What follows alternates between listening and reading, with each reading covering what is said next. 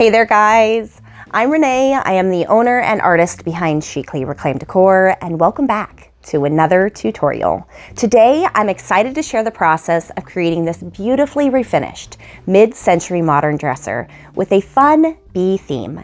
And in this session I'm going to walk you through my tips and tricks for achieving a smooth hand-painted finish and how to apply a crisp, clean stencil design over top. Plus, I'll introduce you to using a water-based glaze to stain wood. So if that is something you'd be interested in learning, stick around because that's what I will be going over today.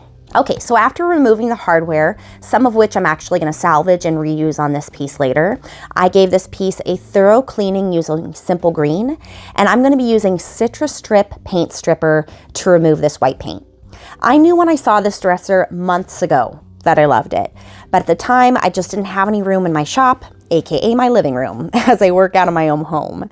So when I saw this guy tucked in the back of my favorite secondhand store, Secondhand Rose, months later, I knew that it was meant to be. This is a simple one-coat strip, and this piece doesn't have any intricate molding or ornate detailing. The most ornate-ish part of this piece are the tapered legs, and they thankfully had not been painted. So these are all things that I look at when I'm looking at possibly needing to use a paint stripper. And I was confident that I could get this paint stripped off fairly easily. So like I said earlier, I'm going to be using Citrus Strip, and I'm going to put a good thick layer of this product onto this drawer using a disposable brush. This one is just a cheap dollar store one that I picked up, and as this product needs to sit anywhere from an hour to 24 hours to work thoroughly, I'm going to cover it with plastic wrap so it doesn't dry out. I live in Montana, so this part is really key as it is very dry here. I came back after a couple hours as this only had one coat of paint. It worked fairly quickly for me. And after removing the plastic, I'm going to use an old putty knife or just something that has a nice straight edge. And I am going to scrape the paint off, working from one side to the other. I personally like to wipe off the tool that I'm using onto some paper towels after each time I scrape. Here, I'm just trying to make sure that the paint that I've scraped off this drawer stays off. For me, this step truly does help immensely. Try to scrape off as much of this product as you can, and once you have done that, you are going to need to thoroughly wipe the surface off using odorless mineral spirits. I have found for me personally during this step that using a coarse steel wool first to remove the residual residue and then finishing off with a finer grit works well for this process. So this piece is going to have a two-toned look. Some areas will be painted while other areas will receive stain.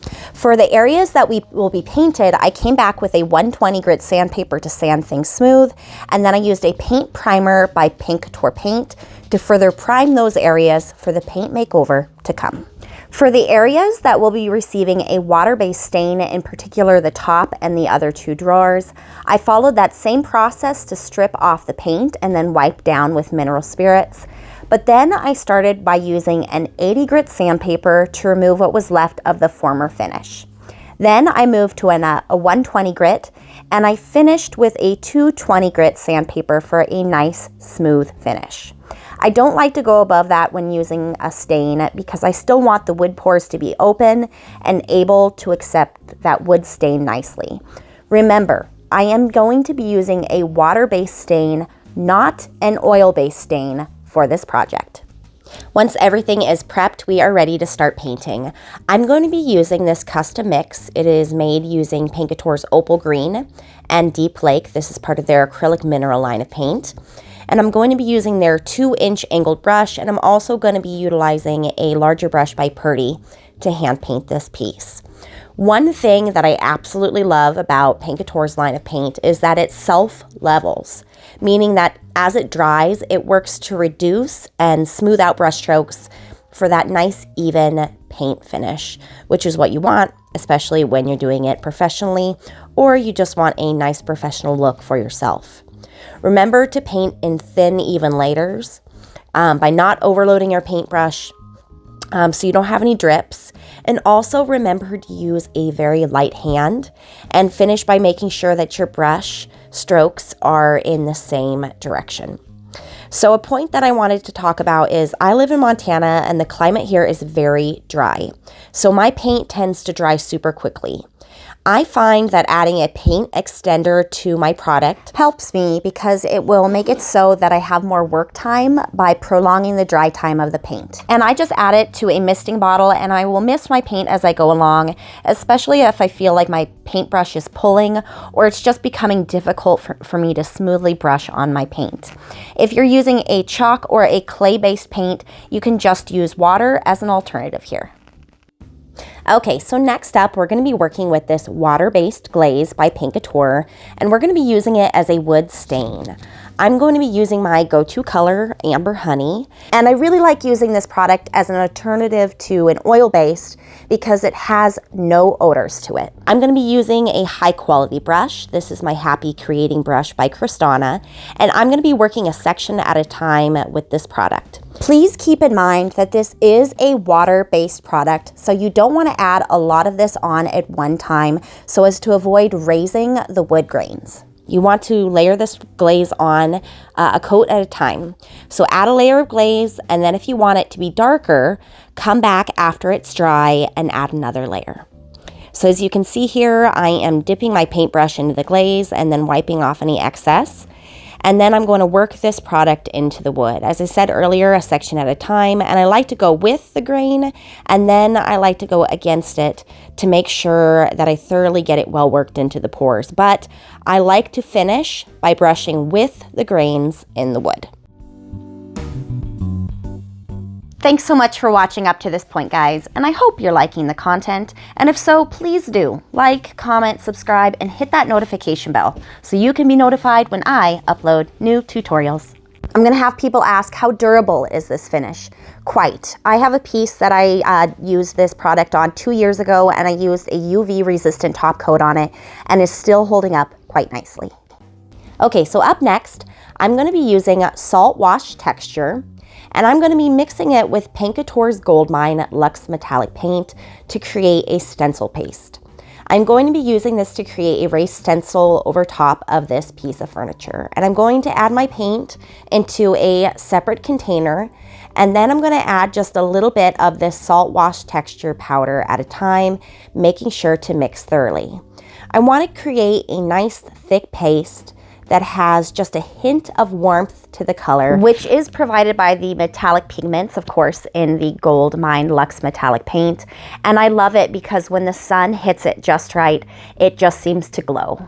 So the key to this look that I'm going for is going to be getting a clean, crisp stencil design. So I'm going to be using a repositionable tacky spray on the back of my stencil to assist me here.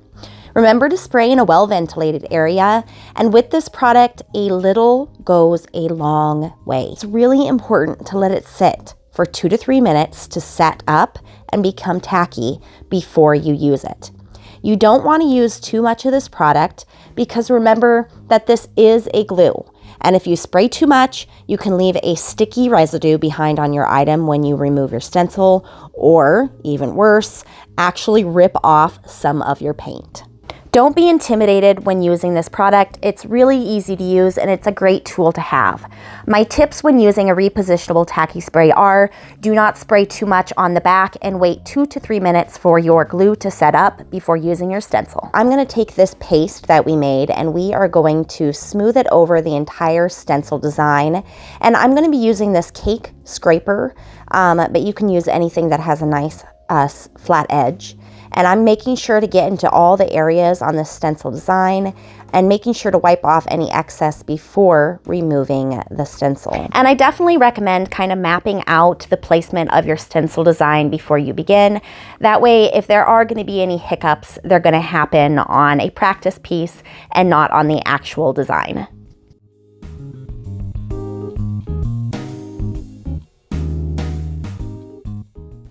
And I also added this stencil to the front of the 2 painted drawers, and I made sure to find the middle before I began. Again, just making sure that this design is going to be even. I'm going to put a full list of the products used here today, as well as where they can be found, down in the description below, just in case I inspire you. to pick up a paintbrush and do a little creating of your very own.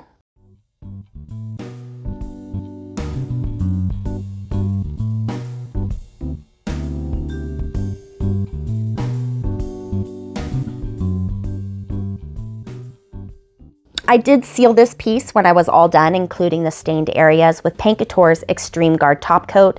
This has a UV resistant element to it that I absolutely love for a lasting paint finish. And here she is, a peek at our finished MCM refinished dresser with a fun bee theme.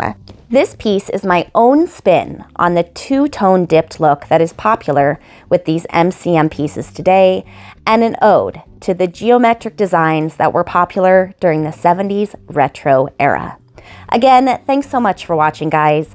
I'm Renee. I am the owner and artist behind Chicly Reclaimed Decor, and I hope I've inspired you to pick up a paintbrush and do a little creating of your very own.